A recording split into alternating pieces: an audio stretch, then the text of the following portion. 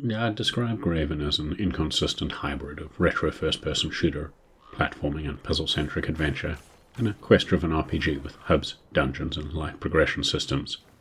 It's an incredibly methodical experience, and as someone who appreciates player-driven pacing, degree of resource management, and games that reward caution and planning, Graven scratched just enough itches to keep me pushing forward despite its flaws. The problem is if you stop and consider each element in isolation, they can feel underdeveloped and unpolished, while the increasingly prevalent combat is never particularly fun. It often felt like I was trying to exploit the game's systems to progress, which gave it an immersive sim vibe I appreciated at first. However, the longer I played, the harder it was to ignore weird design choices, the lack of simple quality of life features, constant jank, and potentially quest-breaking bugs. I want to start with the positives though, as Graven has some great ideas. It has immersive environments, an intriguing premise, a thick and oppressive atmosphere, and visuals that aim to look retro, think late 90s 3D first-person games, but still with enough modern flourishes. Its grim world feels expansive and threatening, even if it is packed with invisible walls, while the mix of creepy ambience and an excellent soundtrack set the tone.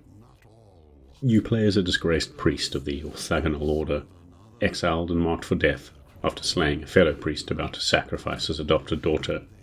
He awakens from a vision still alive, on a boat heading towards the town of Cruxforth, deep in a fetid swamp. With staff in hand, he sets out to discover the archives of his order, the source of a plague afflicting the region, and hopefully clues as to the fate of his daughter.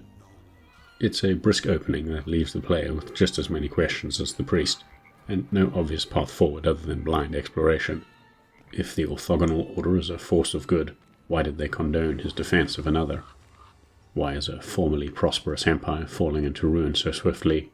And why can he wield demonic-looking tomes with hymnal powers? Aside from some narrated cutscenes between acts, most of which just explain how he gets from one place to the next, the storytelling is limited to expanding journal entries, discarded notes, and hints of environmental storytelling that often correlate to events described in said notes. I'd have loved some in-game commentary and maybe some voiced NPCs, rather than just successive journal entry notifications, but it was enough narrative context to keep me going.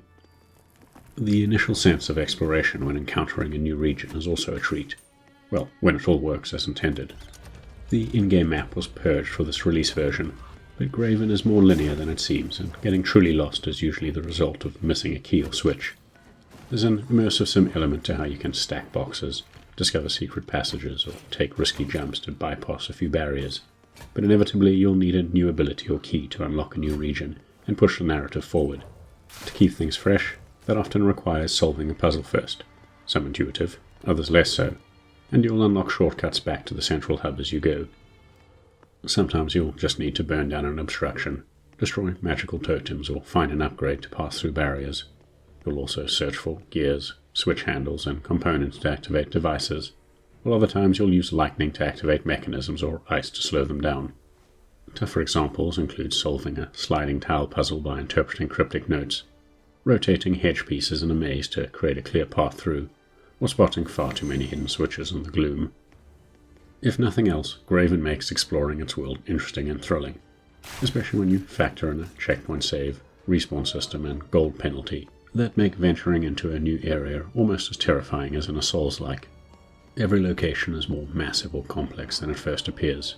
You can often see distant locations, shortcut paths, or secrets long before you reach them, and looking back from whence you came gives an impressive sense of scale, mixed with the anxiety of having to push out even further, with depleted health, mana, and ammunition. It's one of those games in which you can double your playtime if you enjoy thorough exploration. It helps that direct combat feels awkward and risky, but also tactical and rewarding if you take the time to observe, plan, and prepare before charging in. Even if you found every upgrade shrine, the priest remains much weaker than many foes, while his staff hits with the force of a feather pillow, even after discovering several upgrade stones. As such, you're encouraged to keep your distance and use ranged or magical abilities in tandem with environmental hazards. Shields can be burnt away with a flame spell, enemies can be slowed with a frost spell, stunned briefly with lightning, or mass electrocuted in water, while the strategic use of explosive crates and barrels can save you a lot of effort.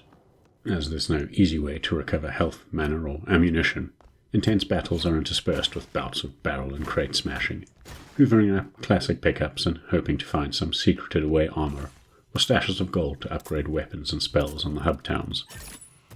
It felt tough but fair given how Graven handles difficulty by changing the number of foes you'll face in their composition. Every enemy or boss is just as deadly on any difficulty, always keeping the stakes high, but there'll be less of them and fewer tougher variants as you explore, making it easier to fight scrappily and store a stock on ammunition and healing items between battles. That said, enemies are not particularly smart and don't possess complex movesets, but they can overwhelm you with sheer numbers and their dogged determination to pursue you across the map.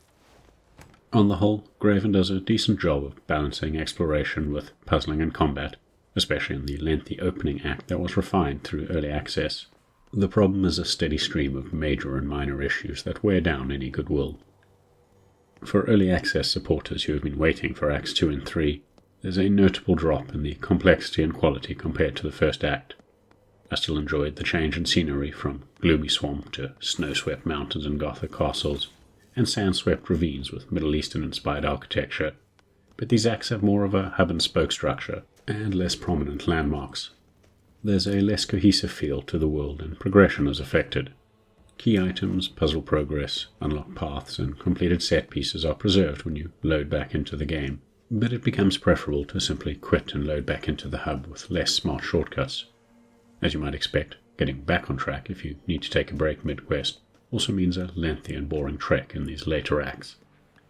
Equally problematic is how resource management and tactical combat become less significant as you upgrade several ranged weapons and ammunition drops become more abundant. By the midpoint of the second act, on the default ordained difficulty, I could drop most enemies before they got close, chain lightning the few that did, finish them off, and still find abundant ammunition to restock a half-dozen ranged weapons after each battle. Outside of the boss encounters, which lock you into a small arena and play out like a clunky traditional FPS, combat begins to feel like an afterthought, and it's not helped by how little audiovisual impact most weapons and spells have on targets.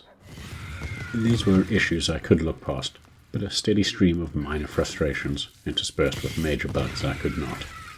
A simple example is just not being able to consume potions from within the inventory, or how weapons take up multiple quick bar slots limiting your loadout. An entirely meaningless design when swapping them out in the inventory pauses the game. Another issue is how vague many journal entries are, doubly problematic without a map, or how illogical and arbitrary key hunts can feel. I once had to battle for almost an hour through mountain ramparts, solve several puzzles using a new ice spell, only to discover a rusty key that opened a toilet under a manor, which let me get a path I needed to power a door lock. Yes, Graven is emulating classic FPS that were often key hunts, but this feels at odds with the more modern world building. There are bigger technical issues though. I've had enemies respawn on top of me while puzzle solving. I've had to save, quit and reload into the hub after getting stuck in multiple locations. I've had crouch jumping mess with the character's hitbox and make subsequent platforming sections impossible, until again saving, quitting and reloading. I've had to abandon several secondary quests after key items simply disappeared from my inventory or when placed in the environment. And most annoyingly, I've had to load into a zone beneath the Act 3 hub, then kill myself to respawn in the city, after magical barriers failed to disappear when completing a quest. It puts Graven in an uncomfortable place right now on PC. There are structural issues in the later acts that will never change. There are missing quality of life features and balancing issues you'd expect to be resolved after years in early access. And there are innumerable technical bugs, both big and small, that are slowly being patched post-launch. Despite those flaws, I still enjoyed the tense exploration and atmospheric environments, with puzzle solving and secret hunting. With solid gamepad support, I'm looking forward to playing through the console version when it comes out, if only to benefit from a few more patches, and a suspend feature that'll make it easier to take a breather mid-quest, without messing up the scripting or having to slog back from the hub every time I reload. If you've got this far, please consider giving the video a like and maybe subscribing to our channel as it helps us grow.